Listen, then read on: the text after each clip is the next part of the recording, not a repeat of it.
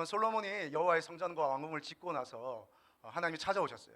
찾아오셔서 밤에 그에게 말씀하시기를 내가 혹 하늘문을 닫고 비를 내리지 않거나 또는 메뚜기가 너희 토지 소산을 다 먹게 하거나 아니면 전염병이 돌아서 너희 가운데 그것이 유행하게 될 때에 너희가 그 악한 길에서 떠나 스스로 낮추고 나에게 기도하고 그렇게 돌이키면 내가 너희를 고칠지라 말씀하셨습니다. 한번 따라 하실까요? 내가 너희를 고칠지라. 할렐루야. 하나님은 고치시는 하나님이세요. 하나님은 돌이키시는 하나님이십니다. 하나님은 우리의 잘못된 길에서 돌이키시는 하나님이십니다. 다윗이 범죄했잖아요.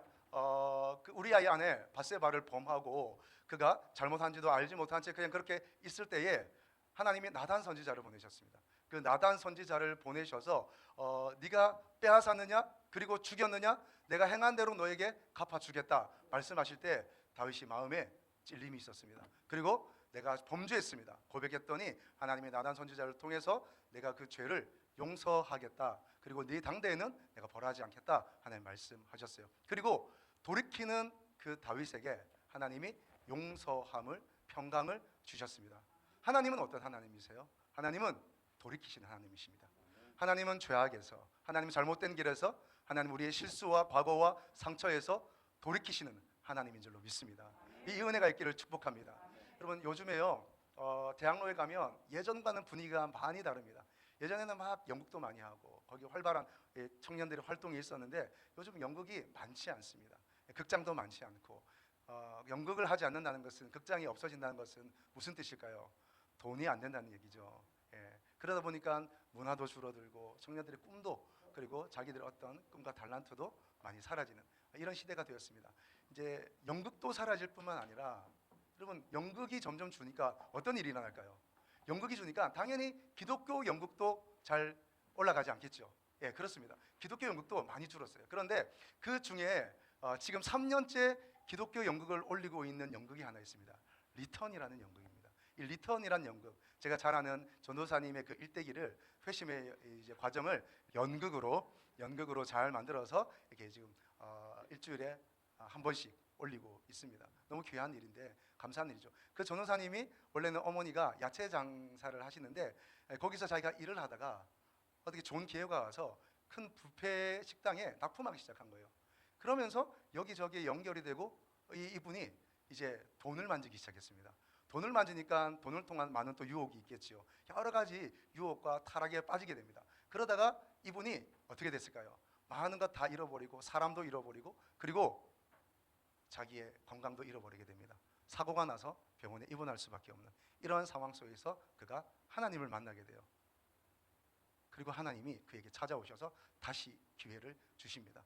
사고가 나지 않으면 안 됐을까요? 여러분 그 하던 사업 잘 하는 중에 하나님이 적당히 얘기하셔서 이렇게 좀 돌아와라 그렇게 얘기할 수 없었을까요? 왜 하나님은 그 사람을 죽음의 경지로 몰아넣으셨을까요? 죽음의 경지로 몰아넣는 이유는 이렇습니다.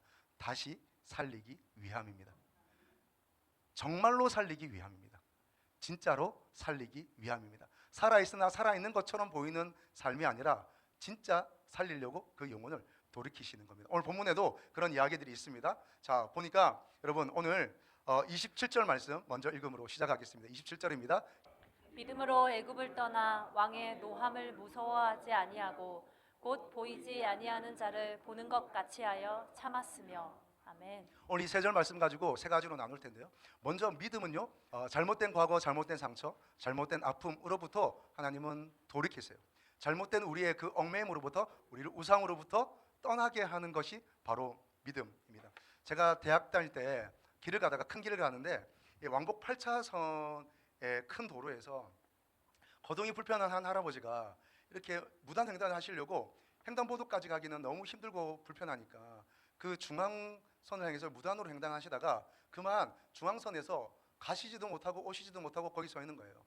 그러니까 신호가 와서 이렇게 건너가려고 하면 그새 어느새 또 차들이 오고 그래서 가지도 못하시고 오지도 못하시는 거예요. 그렇게 제가 한 10분 바라보다가 안 되겠어요. 그래서 제가 그 안으로 들어갔습니다. 신호가 적절히 왔을 때에 들어가서 그 거동이 불편한 할아버지를 들쳐업고 모시고 왔는데 문제는 집이 어딘지를 모르시는 거예요. 그래서 지구대로 모셔다 드렸습니다. 그럼 저는 왜 거기서 그 할아버지를 꺼내었을까요? 할아버지를 이렇게 구출해 냈을까요? 왜냐하면 거기는 할아버지가 계실 곳이 아니기 때문이죠. 할아버지가 계시기에는 안전한 곳이 아니기 때문에 거기에는 할아버지가 계셔서 거기서 자기의 삶을 안전하게 이어갈 수 없기 때문에 거기서 제가 구출해 드린 거잖아요. 그렇습니다. 하나님은 우리의 삶에서 우리가 안전해 보이지 않고 우리가 건강해 보이지 않고 우리가 하나님의 은혜 가운데 없다고 생각하실 때 거기서 구출하시는 하나님이세요. 그리고 인도하세요. 그리고 우리로 하여금 가야 할 방향과 길들을 이끌어 주시는 분이세요. 자, 여러분, 애굽은 어떤 곳이었을까요? 애굽은 그야말로 우상이 득실한 곳이었습니다. 여러분, 하나님은 왜 이집트 땅에서 이스라엘 백성을 끄집어내셨을까요? 그리고 우리가 잘 알고 있는 그 10가지 재앙이라는 것, 10가지 재앙은 뭘까요? 그 10가지 재앙은 누구에게 그 재앙을 내리는 걸까요? 우리가 생각하기에는 이집트 사람에게 그 재앙을 내린다고 생각해요.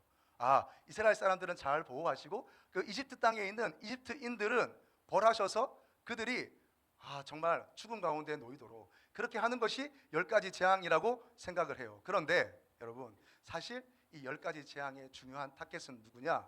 바로 우상들입니다. 이 우상들을 향해서 멸하신 거예요.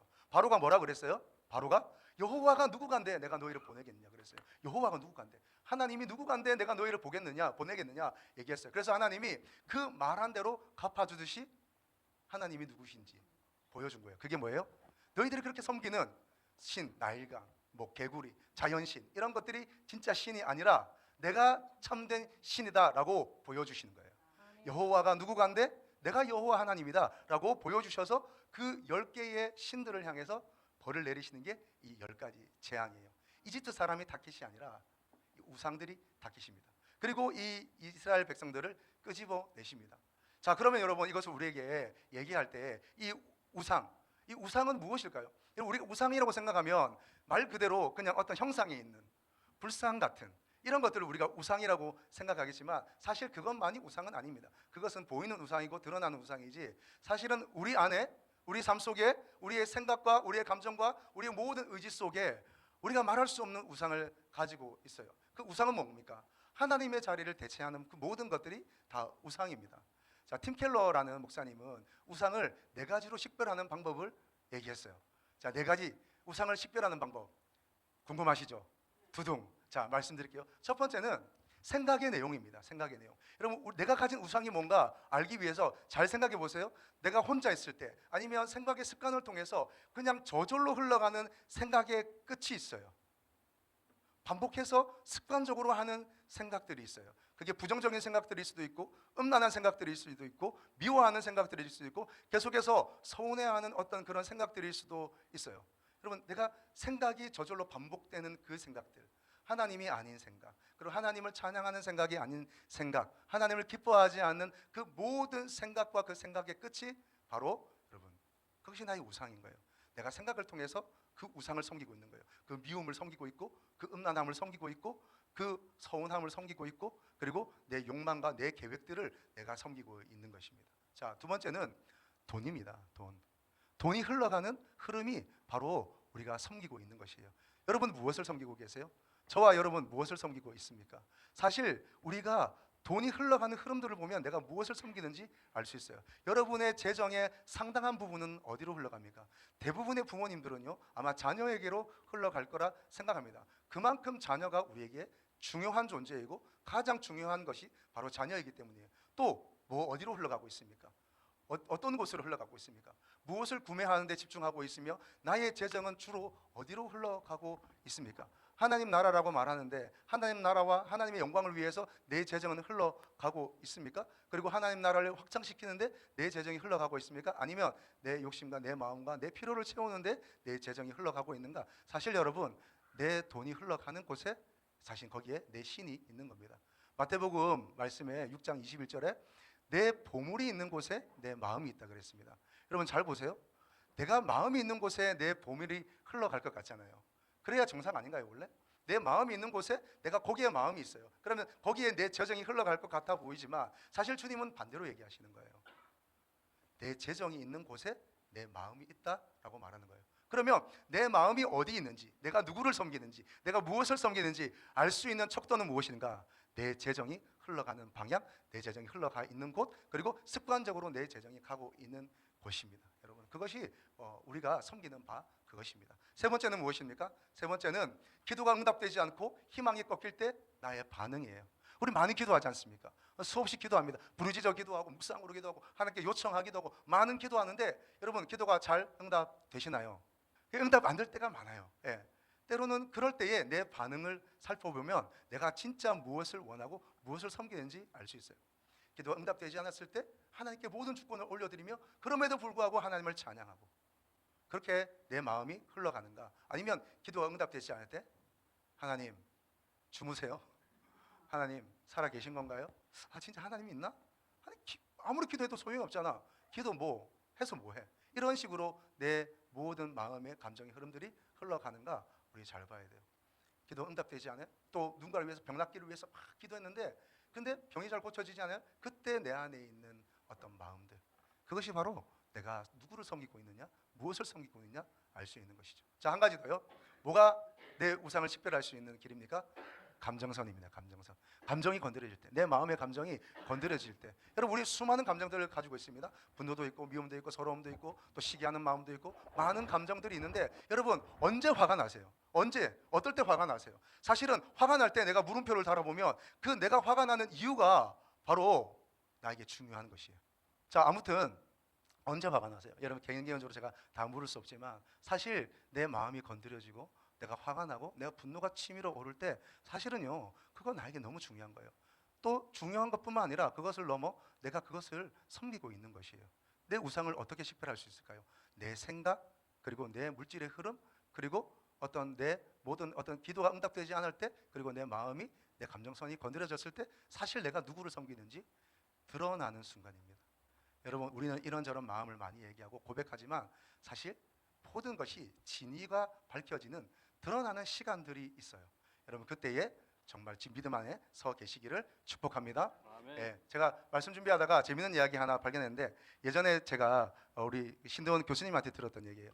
호랑이가 너무 배가 고파서 이제 사냥을 하기 위해서 이제 밖으로 나갔습니다. 나갔는데 마침 토끼 한 마리가 딱 있는 거예요. 토끼 한 마리가. 그래서 그 토끼를 얼른 탁 잡았습니다. 근데 토끼가 딱 돌아서면서 딱 째려보더니 뺨을 한 대 딱 때리는 거예요. 그러면서 이 토끼가 하는 말이, 이거 안 놔? 이거 놔 임마, 이러는 거예요.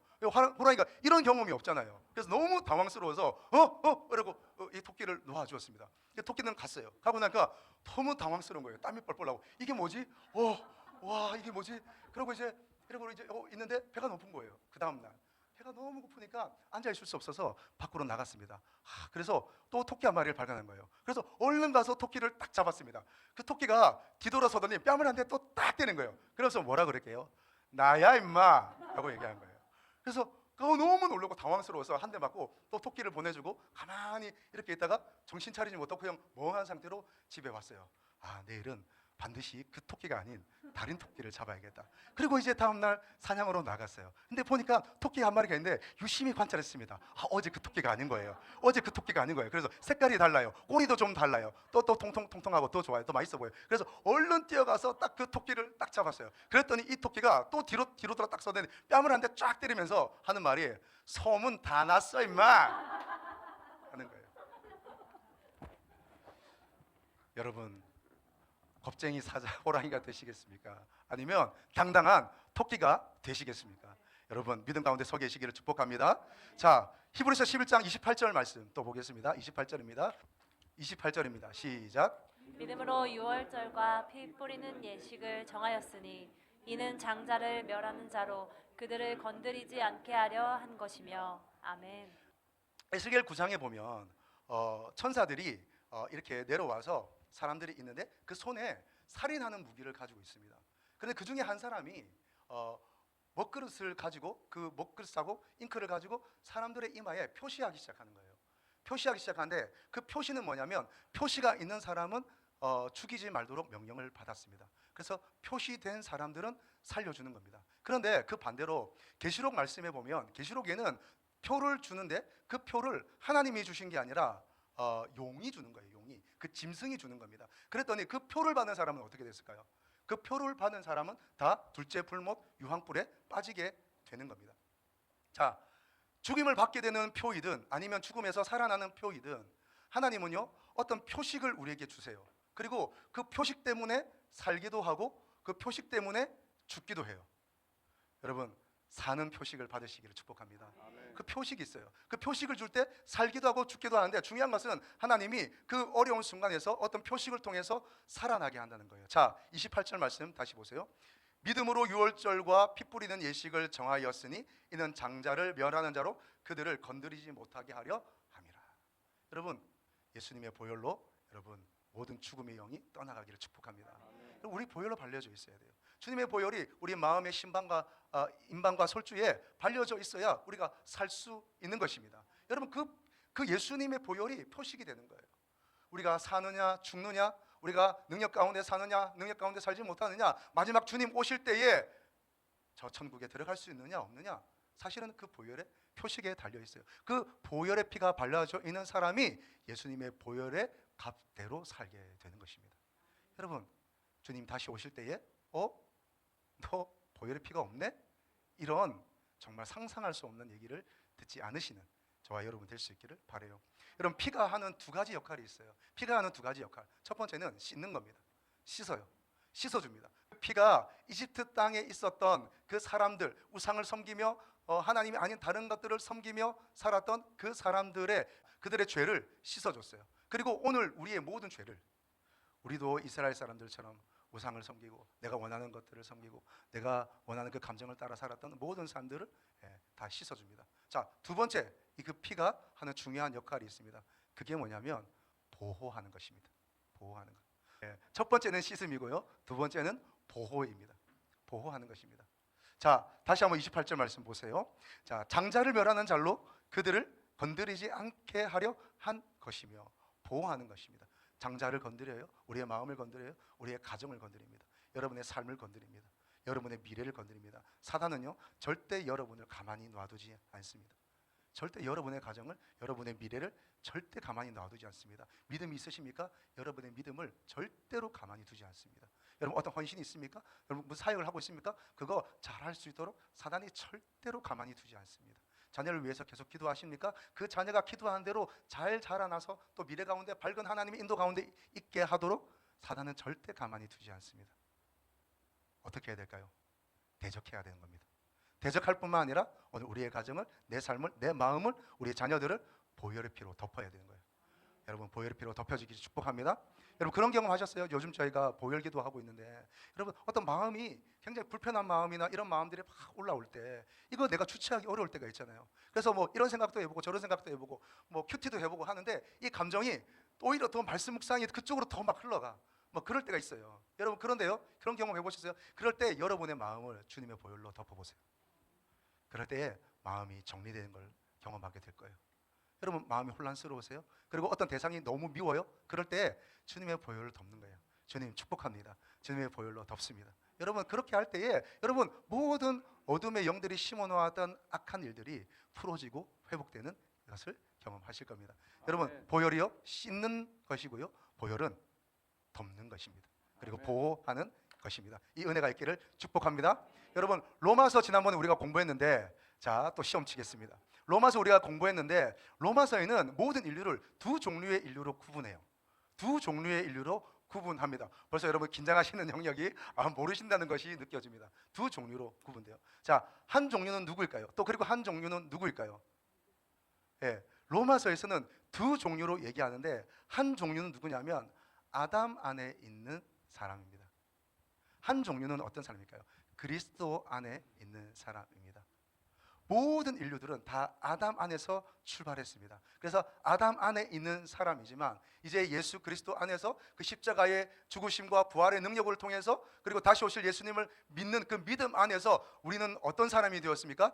더 이상 아담 안에만 있는 사람이 아니라 어디 있는 사람이에요? 그리스도 안에 있는 사람이에요. 여러분, 이게 로마서가 풀어가는 구원의 중요한 표현입니다.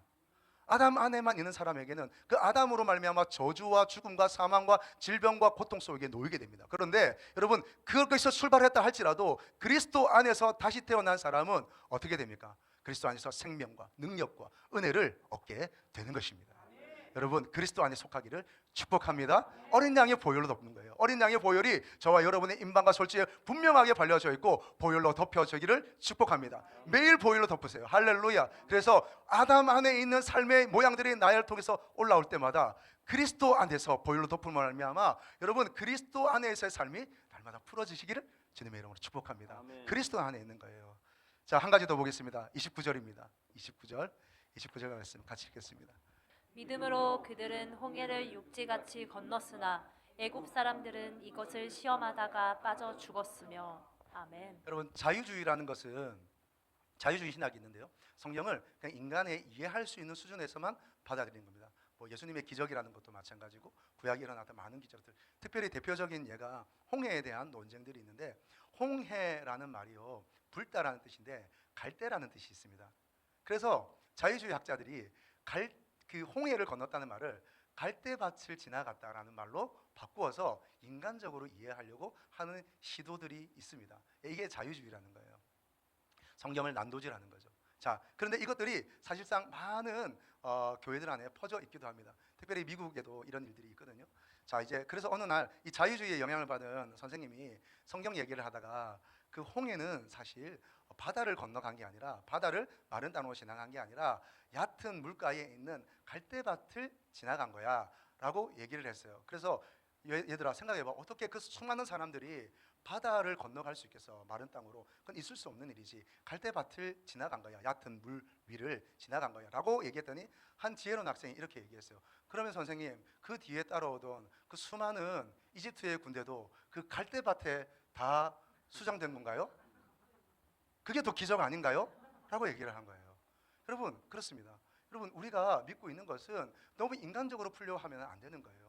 여러분 하나님이 우리에게 기적을 베풀어 주십니다. 아멘. 여러분 하나님 우리에게 은혜를 주시는 거예요. 자, 그런 일 속에서 여러분 결국 우상이란 건 뭡니까? 나를 얽매는 것이에요. 그리고 나를 떠나지 못하는 거예요. 자, 중요한 것은요 여러분 홍해를 지나야 하는 것입니다. 다시 말씀드릴게요. 중요한 것은 홍해를 지나야 하는 것입니다. 홍해를. 여러분 믿음은요 우리로 하여금 시작에서 머무르지 않고 홍해를 건너가게 합니다. 건너가게.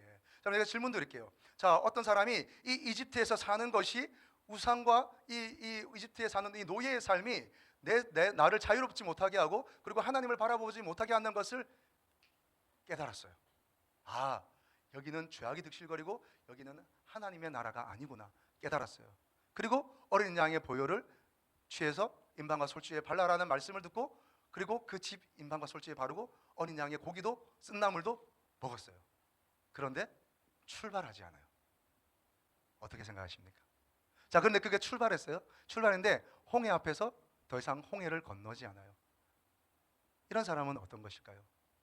그에게 구원이 시작되었으나 그의 구원은 온전하지 않은 겁니다. 여러분 구원이란 믿음의 사람이란 더 이상 아담 안에서의 사람이 아니라 그리스도 안에서의 사람이 된다는 것은 홍해를 지나가야 돼요.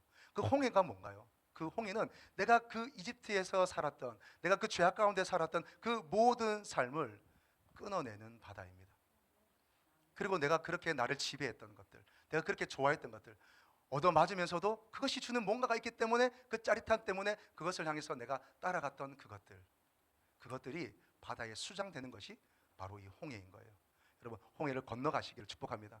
그리고 나를 붙잡았던 것들 나를 힘들게 했던 것들 내 마음에 상처를 주었던 것들 그리고 나를 공격했던 것들 나를 죄 가운데 있게 했던 것들이 다 수장되기를 주님의 이름으로 축복합니다. 여러분 사단은 우리가 하나님의 데스티니를 이루지 못하도록 시속적으로 우리 앞에 홍해를 가져다 놓는 거예요.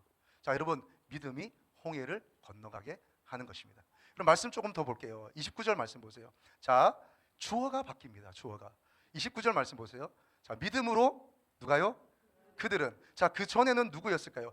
28절까지의 믿음으로의 주어는 누구였을까요? 모세입니다. 모세에 대한 이야기가 28절까지였습니다. 그런데 갑자기 29절에서는 그 믿음의 주체가 바뀌어요. 믿음이 누구로요? 이스라엘 백성으로 바뀌게 됩니다. 믿음으로 그들은. 믿음으로 모세는에서 믿음으로 그들은. 믿음으로 모세에서 믿음으로 이스라엘 백성으로 바뀌는 겁니다. 여러분 믿음은 전파되는 겁니다. 믿음은 전달돼요. 그리고 믿음은 전염됩니다. 믿음은 퍼져갑니다. 믿음은 증가합니다. 믿음은 확장됩니다. 여러분, 저와 여러분 안에 있는 그 믿음이 더 확장되기를 축복합니다. 그냥 좁게만 있는 게 아니라 나에게 있는 믿음이 다른 사람에게도 전달되고, 그리고 그 믿음의 놀라운 열매들이 계속해서 퍼져나가는 거예요. 그랬더니 이들이 어떻게 돼요? 믿음으로 그들도 모세만 바라보고 있는 게 아니라 그들도 믿음으로 홍해를 건너가게 됩니다. 그리고 하나님이 그들을 억압했던 것, 그들이 그렇게 좋아했던 것, 그리고 하나님이 아닌 다른 것을 하나님처럼 섬겼던 그 군대를 하나님이 홍해에 수장시켜 버리십니다. 할렐루야. 여러분, 이 은혜가 있기를 축복합니다. 여러분, 믿음이 증가되시기를 축복합니다. 여러분, 할렐루야. 여러분, 홍해를 이제 건너야 돼요. 왜 홍해를 건너야 되는가? 홍해를 건너야 되는 그 이유는 홍해를 건너지 않으면 요단강을 건널 수 없기 때문입니다. 무슨 말일까요?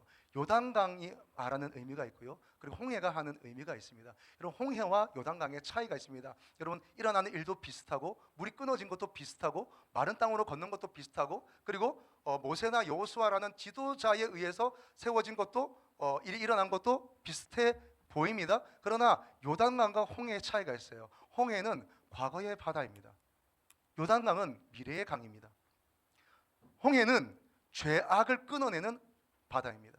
그런데 요단강은요, 내게 주신 그 사명, 내 삶을 살아가게 하는 그런 강입니다. 홍해를 건너지 않고, 홍해 안에 내가 그렇게 섬기던 것들이 수장되지 않고, 그 홍해를 건너가지 않으면 사명의 강도 건너갈 수 없습니다. 하나님 주신 그 가나안 땅, 축복의 땅, 거기도 들어갈 수 없습니다. 믿음은 홍해를 건너게 합니다. 여러분, 믿음 있으십니까?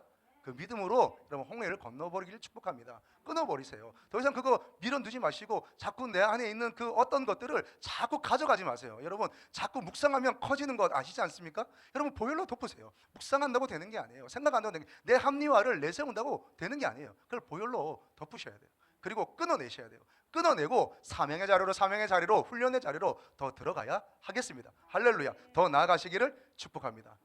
여러분, 우리 금요 라마나연마다 이렇게 외부에서 오시는 분들이 계세요. 예, 그 중에 한 분 권사님이 이제 자주 오시잖아요. 그분이 오셔서 함께 예배드리고 하는데 지지난주입니다. 지난주에 그 권사님이 갑자기 이렇게 몸을 씻다 보니까 목에 엄지손가락만한 혹 같은 게 난 거예요. 예, 엄지손가락 반만한 것이 볼록 이렇게 그 종양같이 튀어 올라온 겁니다. 그래서 만지니까 너무 이렇게 잘 잡히더라고요. 뭔가 손가락이 튀어나온 것처럼 목에 너무 분명하게 이게 딱 만져지는 거예요. 이게 뭔가 했더니 너무 걱정이 되겠죠. 그래서 주말이 다 되어서 이렇게 주일 지나고 나면 내가 그래서 병원에 가봐야겠다라고 생각하다가 이제 우리 금요기도회에 왔습니다. 예, 기도하고 이제 예배하고 기도하고 이렇게 다가 대부분 다 가셨잖아요. 예, 가셨길래 제가 혼자 기도하고 있다가 혼자 남으셨길래 내 권사님 기도해드려야겠다라고 생각해서 가서 그냥 머리에 손을 얹었습니다. 머리에 손을 얹고 여러 가지 이렇게 됐어요. 또 그분의 형편을 제가 아는 것도 있기 때문에 아는 대로 지식을 따라 기도하고 또 선포하면서 믿음으로 기도했어요. 특별히 권사님께 건강 주시도록 제가 좀 기도했어요. 그렇게 하나님, 연약한 육체를 붙들어 주십시오. 하는 그 몸 안에 건강하지 않은 것들은 사라지게 해주십시오 라고 축복으로 기도했습니다. 그리고 권사님 가셨어요. 그 다음날 저에게 전화가 왔습니다. 목사님, 이마저마해서 목에요 그 엄지손가락만한 혹이 있었는데요, 목사님 기도해 주셔서 여기 아침에 일어나니까 없어졌습니다. 여러분, 오해하지 마세요. 오해하지 마세요. 이렇게만 얘기하면 마치 저에게 능력이 있어서 제가 어떻게 한 것처럼 보이지만 그렇지 않습니다. 하나님께서 하신 겁니다. 하나님이 부족한 종의 손을 통하여 하나님의 능력이 들어가게 하신 거예요. 여러분, 무슨 얘기를 하는 걸까요? 하나님은 오늘 우리가 처한 우리의 죄의 상황, 우리의 그 죄악의 상황, 우리의 그 질병의 상황, 또 우리가 겪고 있는 그 어려움의 상황으로부터 하나님은 구원하시는 하나님이세요. 우리의 잘못된 과거로부터 구원하시는 하나님이세요. 우리가 실수했어도, 우리가 잘못했다 할지라도, 아니면 우리가 미혹되어서 그렇게 했든 어쨌든 내가 태어나보니 그런 환경 속에 있었던지 간에 중요한 것은 여러분, 내가 처한 것이 무엇이냐가 아니라 하나님은 우리를 구출하시는 하나님이라는 사실입니다. 하나님은 오늘 우리를 이끌어내세요. 벗어나게 하세요. 인도하여 내세요. 우리를 끄집어내시는 하나님이세요. 여러분, 그 도자기 예술 중에 이런 게 있어요. 그 킨즈키라는 건데요, 그게 그릇이 깨지면 보통 우리는 어떻게 합니까?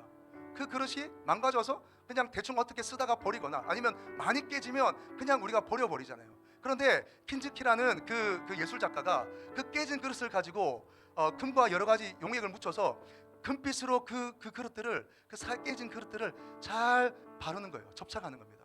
그리고 금 색깔로 잘 이쁘게 칠하는 겁니다. 그러고 나면 그 깨어졌던 그릇이 좋은 바른 그릇이 되는 거예요. 그런데 거기다가 뭐까지 발라져 있어요?